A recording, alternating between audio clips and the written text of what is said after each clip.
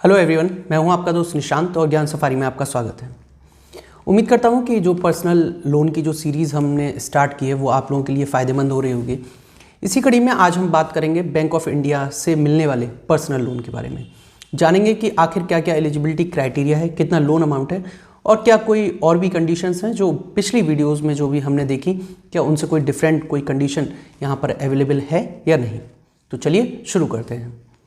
सबसे पहले बात कर लेते हैं एलिजिबिलिटी क्राइटेरिया की कि कौन कौन लोग यहाँ से पर्सनल लोन लेने के लिए एलिजिबल हैं। सबसे पहले तो वो लोग जिनकी सैलरी यहाँ पर आ रही है, इस बैंक में आ रही है बहुत समय से, वो लोग तो एलिजिबल हैं ही हैं। साथ ही साथ प्रोफेशनल, जैसे कि हर वीडियोस में मैंने आपको बताया, सी हो गए, लॉयर्स हो गए और भी जो भी प्रोफेशन में हैं, वो सभी लोग जिनका अकाउंट ऑलरेडी मेंटेन है बैंक ऑफ इंडिया के साथ, वो लोग। इंडिविजुअल्स जिनकी हाई नेट वर्थ हो, वो लोग भी यहाँ से पर्सनल लोन को अवेल कर सकते हैं।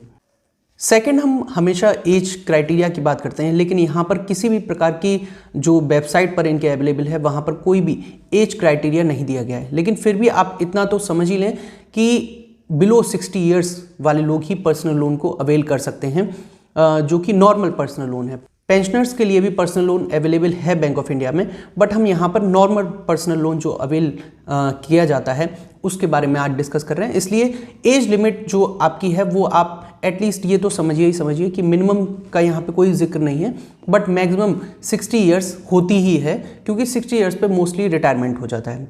तो जो भी लोग पर्सनल लोन लेना चाहते हैं उनकी एज एटलीस्ट बिलो 60 ईयर्स तो हो। लेकिन यहाँ पर इनकी वेबसाइट पर, बैंक ऑफ इंडिया की वेबसाइट पर कोई भी इस तरह की कंडीशन नहीं दी हुई है। ये मैं आपको अपने पॉइंट ऑफ व्यू से बता रहा हूँ, क्योंकि जो सैलरीड पर्सन है उन लोगों के लिए क्योंकि 60 ईयर्स तक उनका रिटायरमेंट हो जाता है, इसलिए वो लोग तभी अप्लाई कर पाएंगे जब उनकी एज बिलो 60 ईयर्स होगी। अदरवाइज वो पेंशनर वाला जो पर्सनल लोन है उसको अवेल कर सकते हैं। तो इसलिए एज लिमिट का यहाँ पर कोई भी क्राइटेरिया पर्टिकुलरली वेबसाइट पर अवेलेबल नहीं है। अब हम बात कर लेते हैं लोन अमाउंट की। लोन अमाउंट में यहाँ पर दो कैटेगरी में डिवाइड किया गया है, एक तो सेमी अर्बन और रूरल, दूसरा अर्बन और मेट्रो सिटीज़।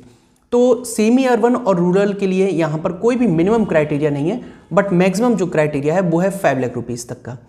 और अगर हम मेट्रो सिटीज़ या फिर आपके अर्बन की बात करें तो मिनिमम क्राइटेरिया 10,000 रुपीज़ और मैक्सिमम 10 लाख रुपीज़ तक का लोन प्रोवाइड किया जा सकता है। अब हम बात करते हैं अपने हर वीडियो में मैंने आपसे डिस्कस किया है रीपेमेंट पीरियड के बारे में, उसकी इंपॉर्टेंस के बारे में। यहाँ पर रीपेमेंट पीरियड दो कैटेगरी में डिवाइड किया गया है, एक तो अनसिक्योर्ड लोन और दूसरा सिक्योर्ड लोन। जैसे कि मैंने आपसे स्टार्टिंग में एलिजिबिलिटी क्राइटेरिया में डिस्कस किया था कि individuals with high net worth, तो वहाँ पर कुछ लोग हो सकता है पर्सनल लोन लेना चाहते हैं, बट उन्हें कुछ ना कुछ सिक्योरिटी वहाँ पर देनी पड़ती है।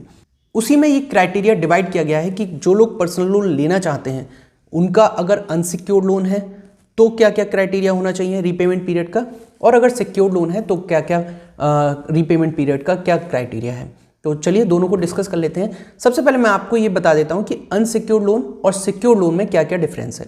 देखिए, अनसिक्योर्ड लोन उसको कहा जाता है जहाँ पर बैंक के पास कोई ऐसी सिक्योरिटी ना हो कि अगर पर्सन जिसको लोन दे रहा है बैंक वो नहीं देना चाहता है तो वो बैंक कोई चीज़ बेच कर उसकी किसी भी तरीके से अपने लोन को रिकवर कर सके।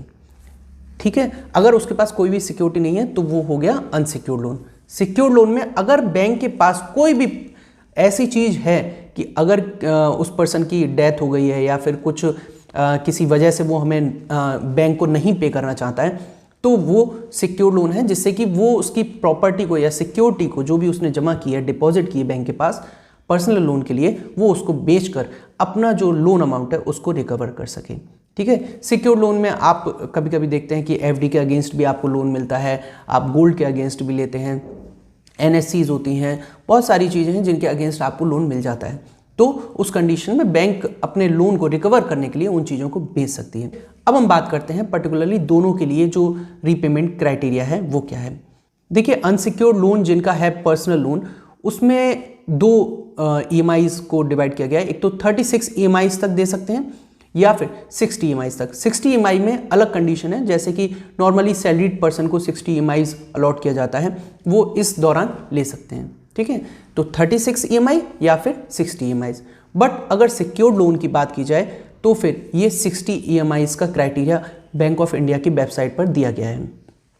ठीक है, तो ये था आपका पूरा रीपेमेंट पीरियड के बारे में, अनसिक्योर्ड और सिक्योर्ड लोन दोनों के लिए अलग अलग।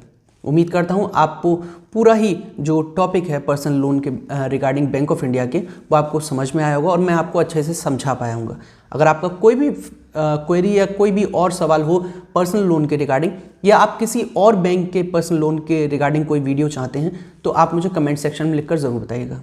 अगर आपको ये वीडियो पसंद आया तो इस वीडियो को लाइक ज़रूर करें, लोगों के साथ भी शेयर करें, जिससे कि वो भी इन वीडियोस का फ़ायदा उठा सकें और ये जो फैसिलिटीज़ बैंकों के द्वारा दी जा रही है उसको अवेल कर सकें। अगर आपने हमारे चैनल को अभी तक सब्सक्राइब ना किया हो तो चैनल को ज़रूर सब्सक्राइब करें और बेल आइकन को ज़रूर प्रेस करिएगा, जिससे कि हमारी कोई भी नई वीडियो आपको तुरंत नोटिफाई हो सके। Thank you so much.